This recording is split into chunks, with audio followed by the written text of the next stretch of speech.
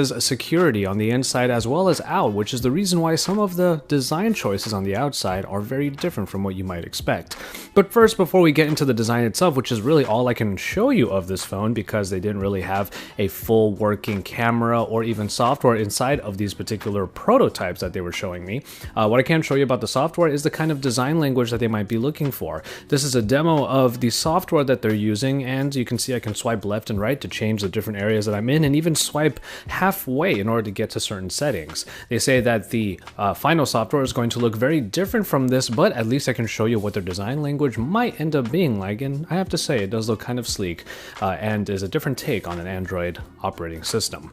But let's take a look at the device itself. Now, it definitely has the look of, let's say, a high-end sports car, and it definitely feels like one as well.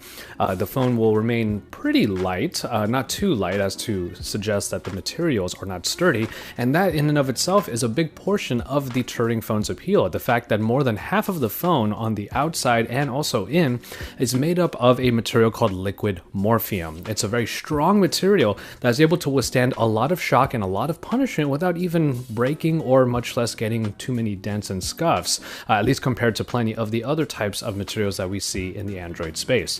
They even were gracious enough to give me a small piece of liquid morphium to mess with myself, and you can see here I have a hard time breaking it, much less even bending it, and the sound that it makes when it falls on the ground is a little bit telling of just how sturdy this material is.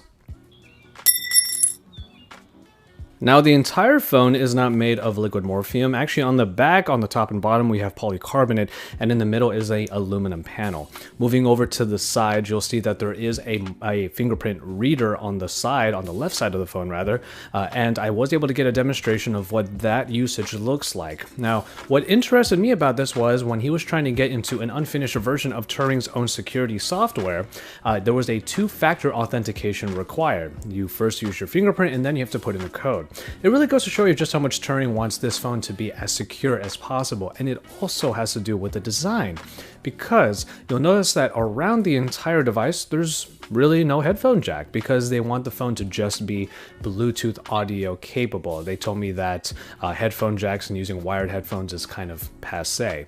And then on the bottom there is no micro USB charging port, or data port I should say, because the magnetic strip that's down there is for charging and no data transfer. Data transfer will be done with Turing's own proprietary software that utilizes Wi-Fi for you to transfer data from, let's say, your computer to the phone. So really, this phone is supposed to be self-contained, where everything on the inside is just what it is and there's nothing that will tamper it from the outside world. That also includes some protection, as the waterproof phone will be able to withstand depths and also some shocks because of the liquid morphium outer body.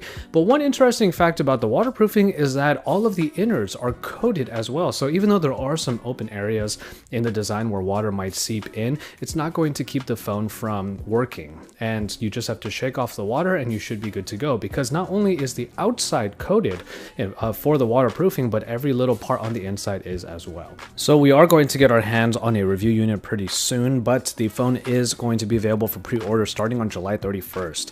The 16GB version will go for $610, which is a pretty low price point considering that phones with this kind of attention to detail tend to go for even more, like for example phones by Vertu.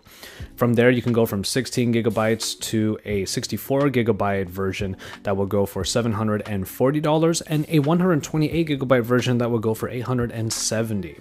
So this is a look at the Turing phone, mostly at the design because these particular prototypes were all that I was able to look at. A very short look at software, not even the final finished product, but you will just have to wait for my review unit to get here and I'll give you all of the details about the Turing phone at that point. So make sure you keep it tuned to Android Authority for even more about the Turing